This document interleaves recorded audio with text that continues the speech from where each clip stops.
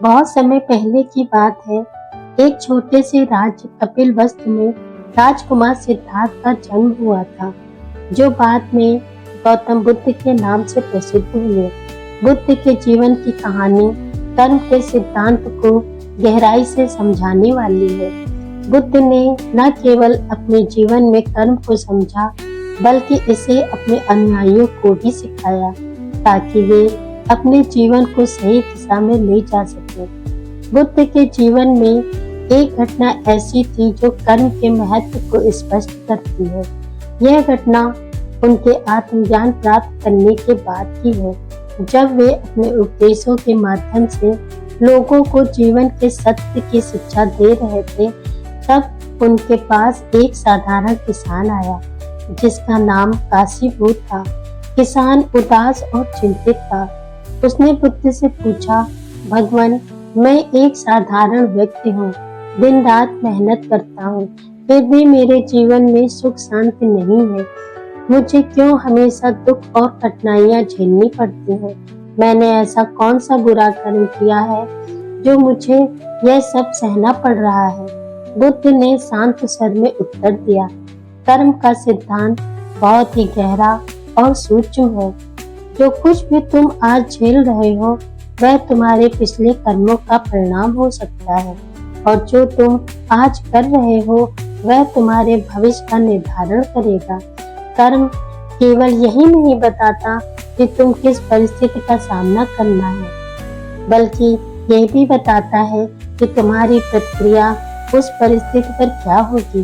किसान ने कुछ न समझते हुए बुद्ध से निवेदन किया, भगवान, आप मुझे इसे किसी सरल तरीके से समझा सकते हैं?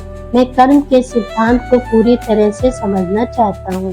बुद्ध ने मुस्कुराते हुए कहा, ठीक है, मैं तुम्हें एक कहानी सुनाता हूँ। बहुत समय पहले की बात है। एक गांव में दो मित्र रहते थे। एक का नाम अर्जुन था और दूसरे का नाम दीपक। दोनों अच्छे मित्र थे, लेकिन उनके जीवन जीने का तरीका बहुत अलग था। अर्जुन एक मेहनती और ईमानदार व्यक्ति था, जबकि दीपक आलसी और स्वार्थी था।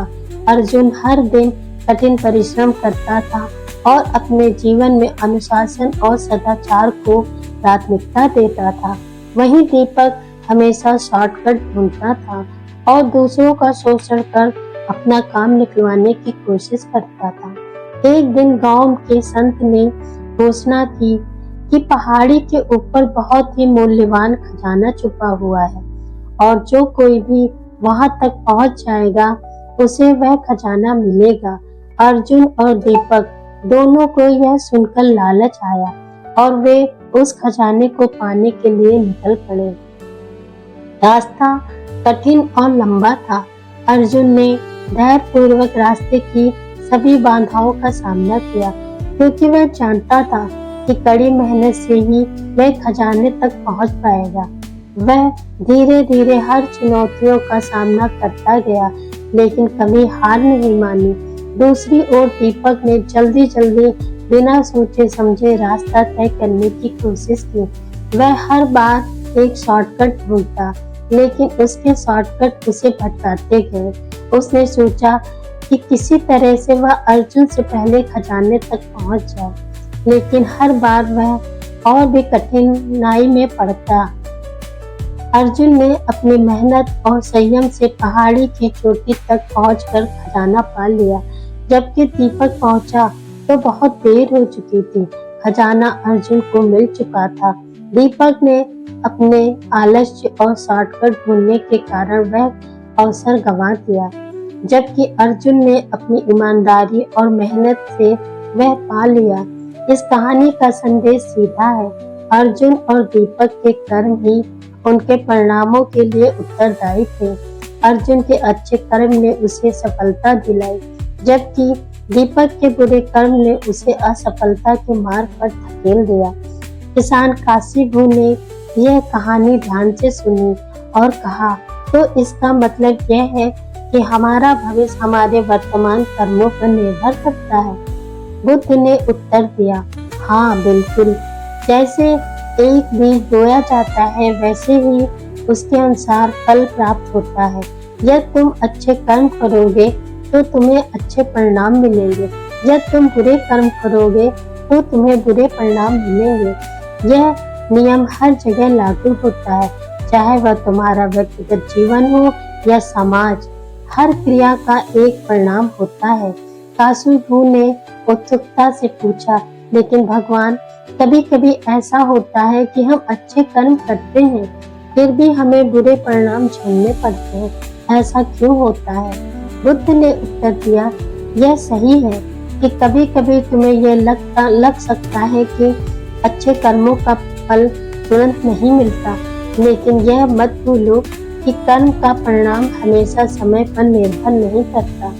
कुछ कर्मों का फल तुरंत मिलता है, जबकि कुछ कर्मों का फल भविष्य में मिलता है। तुम्हारे पिछले जन्मों के कर्म भी तुम्हारे वर्तमान पर प्रभाव डाल सकते हैं, इसलिए यह जरूरी नहीं कि हर परिणाम तुम्हारे वर्तमान कर्मों का ही फल है।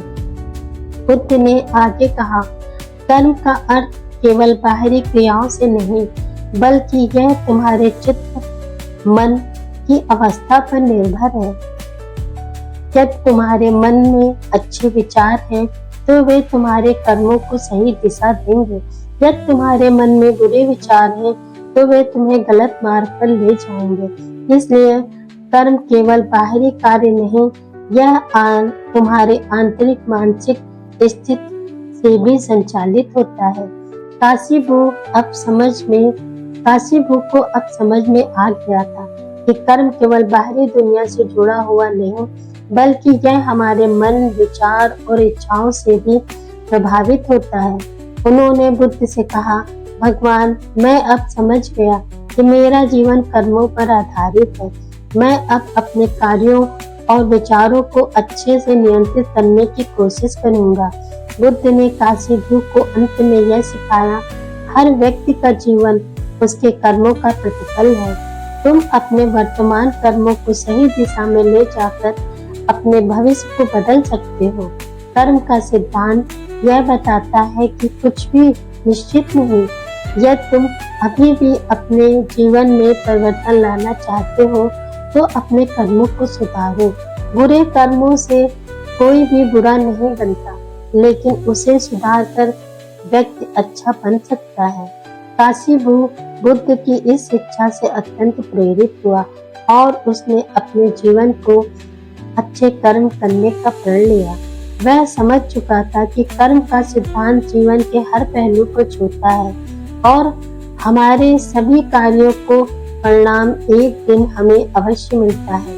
कहानी की सीख, कर्म का सिद्धांत बुद्ध के जीवन और शिक्षाओं का एक महत्वपूर्ण हिस्सा है। यह हमें सिखाता है कि हम अपने जीवन के कर्ता स्वयं हैं। हमारे अच्छे या बुरे कार्य ही हमारे भविष्य का निर्माण करते हैं। बुद्ध की यह कहानी हमें इस बात का गहन बोध कराती है कि कर्म का नियम अटल है और जीवन में सच्ची शांति और सुख पाने के लिए हमें अपने विचारों और कर्मों को शुद्ध रखना चाहिए।